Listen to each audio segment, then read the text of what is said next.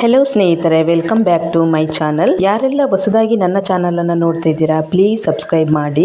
ನಿಮ್ಮ ಒಂದು likes subscribe ನಮಗೆ ಒಂದು ಮೋಟಿವೇಶನ್ ಸಿಕ್ಕಿದ ಹಾಗೆ ಆಗುತ್ತೆ. ಪ್ಲೀಸ್ ಸಬ್ಸ್ಕ್ರೈಬ್ ಮಾಡಿ ಫ್ರೆಂಡ್ಸ್. ಇವತ್ತು ನಾನು ನಿಮಗೆ ನದಿ ಮೀನಿನ ರೆಸಿಪಿ ಮಾಡೋದು ಹೇಗೆ ಅನ್ನೋದನ್ನು ನಾನು ನಿಮಗೆ ತಿಳಿಸಿಕೊಡ್ತಾ ಇದ್ದೇನೆ.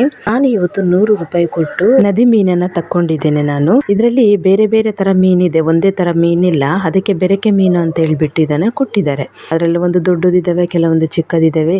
ಚೆನ್ನಾಗಿ ಕ್ಲೀನ್ ಮಾಡಿ ಇದನ್ನು ನಾನು ಅರಿಶಿನ ಹಾಕಿ ಹಚ್ಚಿ ಇಡ್ತಾ ಇದ್ದೇನೆ. ಉಪ್ಪು ಹಾಕಿ ಕೂಡ ಇಡಬಹುದು. ಈ ನದಿ ಮೀನಿನ ರುಚಿಯೇ ಒಂಥರ ಬೇರೆ ರೀತಿ ಇರುತ್ತೆ, ತುಂಬಾ ರುಚಿಯಾಗಿರುತ್ತೆ. ಈಗ ನಾನು ಇದಕ್ಕೆ ಬೇಕಾದಂತ ಮಸಾಲವನ್ನು ರೆಡಿ ಮಾಡ್ಕೊತಾ ಇದ್ದೀನಿ.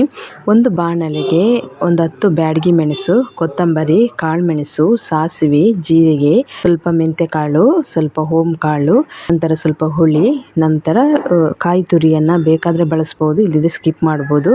ಹಾಕ್ಬಿಟ್ಟು ಚೆನ್ನಾಗಿ ಹುರಿದು ಬಿಟ್ಟು ನಂತರ ಮಸಾಲವನ್ನು ರೆಡಿ ಮಾಡಿಕೊಳ್ಳಬೇಕು. ಇಲ್ಲಿ ನಾನು ಮೀನು ಸಾರು ಮಾಡಲಿಕ್ಕೆ ಮಣ್ಣಿನ ಪಾತ್ರೆಯನ್ನು ತಕ್ಕೊಂಡಿದ್ದೇನೆ. ಮೀನು ಸಾರಿಗೆ ನಾನು ಹೆಚ್ಚಾಗಿ ಈ ಪಾತ್ರೆಯನ್ನೇ ಬಳಸೋದು ಹೆಚ್ಚು, ಯಾಕಂದರೆ ಇದರಲ್ಲಿ ಸಾಂಬಾರು ಮಾಡಿದ್ರೆ ತುಂಬ ರುಚಿಯಾಗಿರುತ್ತೆ. ಈಗ ನಾನು ಇದನ್ನು ಎಣ್ಣೆ ಹಾಕಿ ಕಾಯಿಸಲಿಕ್ಕೆ ಇಟ್ಟಿದ್ದೀನಿ. ಇಲ್ಲಿ ಫ್ರೈ ಮಾಡಲಿಕ್ಕೆ ಟೊಮೆಟೊ ಮತ್ತು ಈರುಳ್ಳಿಯನ್ನು ನಾನು ಮೊದಲೇ ಕಟ್ ಮಾಡಿ ಇಟ್ಕೊಂಡಿದ್ದೇನೆ. ಈಗ ನಾನು ಎಣ್ಣೆ ಬಿಸಿಯಾದ ನಂತರ ಈಗ ಒಗ್ಗರಣೆ ಸೊಪ್ಪನ್ನು ಹಾಕಿದ್ದೀನಿ. ನಂತರ ಈರುಳ್ಳಿಯನ್ನು ಹಾಕಿ ಫ್ರೈ ಮಾಡ್ತಾ ಇದ್ದೀನಿ. ಇದು ಕೆಂಬಣ್ಣ ಬರುವ ಹಾಗೆ ಕಾಯಿಸಿದ ನಂತರ ಟೊಮೆಟೊವನ್ನು ಹಾಕ್ತಾ ಇದ್ದೀನಿ. ಟೊಮೆಟೊವನ್ನು ಸಹ ಚೆನ್ನಾಗಿ ಫ್ರೈ ಮಾಡಿ ನಂತರ ಇದಕ್ಕೆ ರುಬ್ಬಿಕೊಂಡಿರುವಂತಹ ಮಸಾಲವನ್ನು ಆ್ಯಡ್ ಮಾಡಬೇಕು. ಮಸಾಲ ಹಾಕಿದ ನಂತರ ನಮಗೆ ಎಷ್ಟು ಸಾಂಬಾರು ಬೇಕು ಅಂದರೆ ಸ್ವಲ್ಪ ತೆಳುವಾಗೆ ಅಲ್ಲ, ಸ್ವಲ್ಪ ದಪ್ಪ ಇದ್ದರೆ ಚೆನ್ನಾಗಿರುತ್ತೆ. ಸ್ವಲ್ಪ ಹದಕ್ಕೆ ಬೇಕಾಗುವ ಹಾಗೆ ರೆಡಿ ಮಾಡಿಕೊಂಡು ನಂತರ ರುಚಿಗೆ ತಕ್ಕಷ್ಟು ಉಪ್ಪನ್ನು ಹಾಕಿ ಚೆನ್ನಾಗಿ ಕುದಿಸಬೇಕು.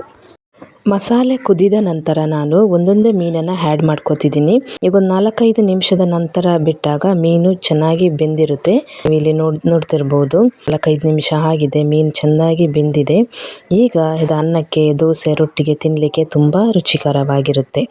ಈ ನನ್ನ ರೆಸಿಪಿ ನಿಮಗೆ ಇಷ್ಟ ಆಗಿದ್ರೆ ಪ್ಲೀಸ್ ಲೈಕ್ ಮಾಡಿ, ಶೇರ್ ಮಾಡಿ, ಸಬ್ಸ್ಕ್ರೈಬ್ ಮಾಡಿ friends. Thank you so much.